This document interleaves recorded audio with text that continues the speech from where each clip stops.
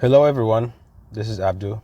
So if you are feeling stuck, okay, if you are feeling stuck that you want to do something, maybe you've always wanted to do something but you couldn't do it, you feel like you're not able to do it. Maybe it's a dream, maybe it's a career shift, maybe it's a goal that you wanted to achieve. Maybe it's an expression, you wanted to express yourself in one way or another, but you are feeling stuck and you can't find meaning, you can't find joy in whatever you're doing. Then definitely this video is going to be helpful for you, because simply I'm going to talk about fear. So fear is very foundational when it comes to stuckness, when it comes to loss of meaning, when it comes to limiting, state of being. So if you feel limited, if you feel like you are not able to express yourself, you are not able to live the life you want, then fear is definitely familiar to you, and fear is definitely part of your life.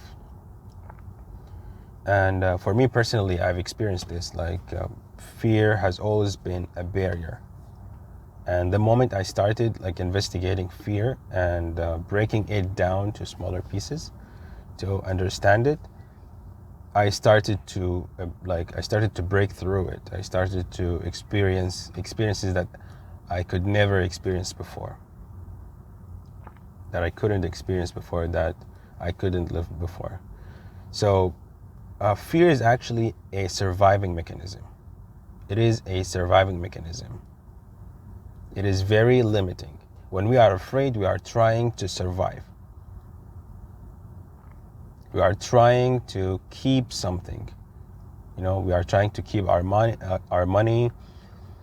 We are trying to keep our money. We are trying to keep our current position. We are trying to keep maybe a relationship. We are trying to keep or save a self-image. And this last one is I think one of the biggest ones for me personally. So for me personally, I've been trying to, especially in the past, before getting conscious about all of this, I was trying to keep a social image, my image to people, how I look to other people, and the opinion of people towards me. So whenever I wanted to experience something different, something new, this fear comes up, and then I start avoiding. I escape, I avoid the path that I wanted to follow. So let me break it down into three, how we can identify and understand fear. So first of all, there is sensations. These are the body sensations that we feel when we are afraid. So we can easily identify fear. So basically, when we are afraid, our body tells us that we are afraid if we are attentive enough. And that's actually by, for example, if you are feeling your gut, there's tension in your gut, this is one sensation that tells you that you are afraid. Maybe it's sweatness of your palms. This is another sensation of fear. Maybe it's an accelerating heartbeat. This is also another sensation of, or a signal of fear. Maybe it's shaking. You are shaking, right? And this is very obvious that there is fear. And sometimes it's dizziness. There is different sensations.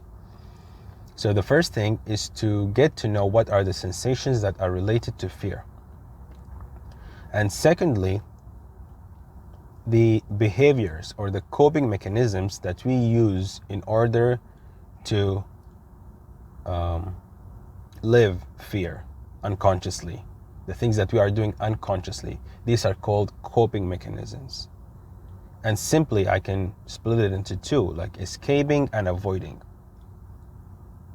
So the example that I gave, that if you are up to following your path, maybe. And then fear comes up as a gut feeling, for example, which is not comfortable at all. And then what we try to do, how we used to cope and how we know to cope is, for example, by avoiding this physical sensation. For example, we just go and watch a movie. This is a coping mechanism. Maybe we just go and eat something, like we overeat. This is another coping mechanism, overeating. Maybe we just use social media in order to avoid the thing that we wanted to do, or to avoid the physical sensation, to escape the physical sensation.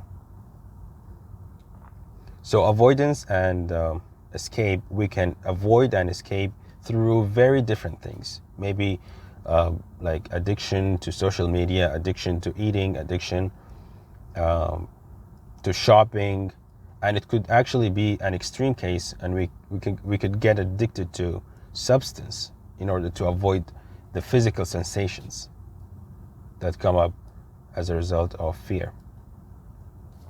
So first is actually the body sensations. Second is the coping mechanisms, the unconscious coping mechanisms. And third, we must be attentive to our thoughts and beliefs.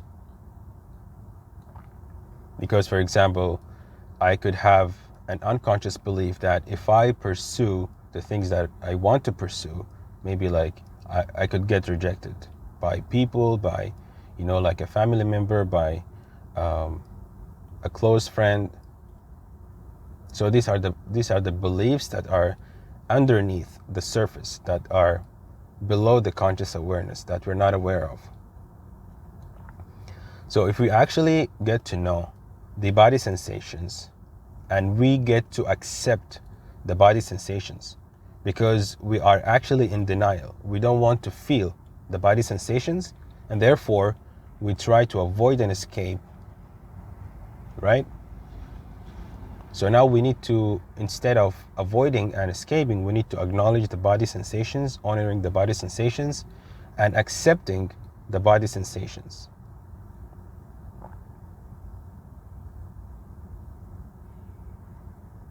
And by practicing self-awareness, practicing mindfulness, there is like very different mindfulness exercises. You can actually look it up. By practicing self-awareness, you get to know the limiting beliefs, because these limiting beliefs, they have to do with childhood and how we were brought up in childhood. Most of the limiting beliefs, we can trace them back to childhood. So I'll try also to give one exercise which is very easy, and you can exercise for yourself and you can try it. Basically, you can just close your eyes, try to be in a very comfortable situation. No one is there, there's no disturbance. Just close your eyes and then take like a couple of breaths. Get comfortable until you feel like completely relaxed. Your body is relaxed, your muscles are relaxed.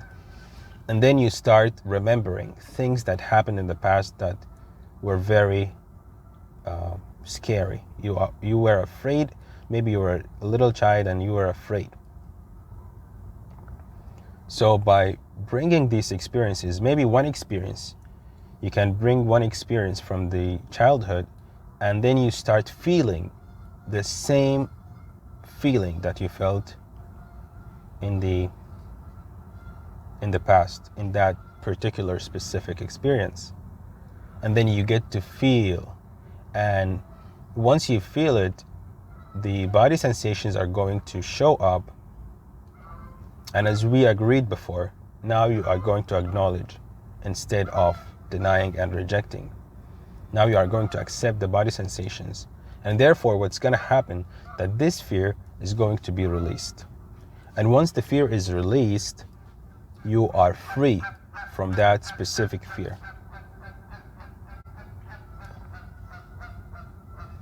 So I also want to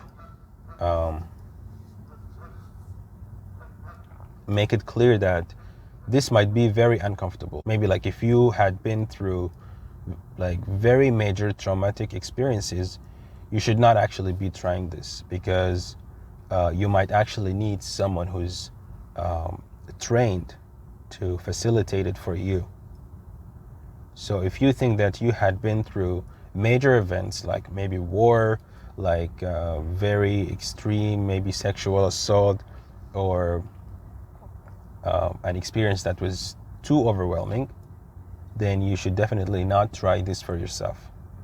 You need to see someone, maybe a therapist, and they would definitely help you out releasing this kind of fear.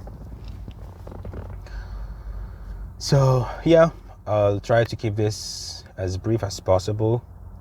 I'll give a recap of what I said. Fear is a surviving mechanism.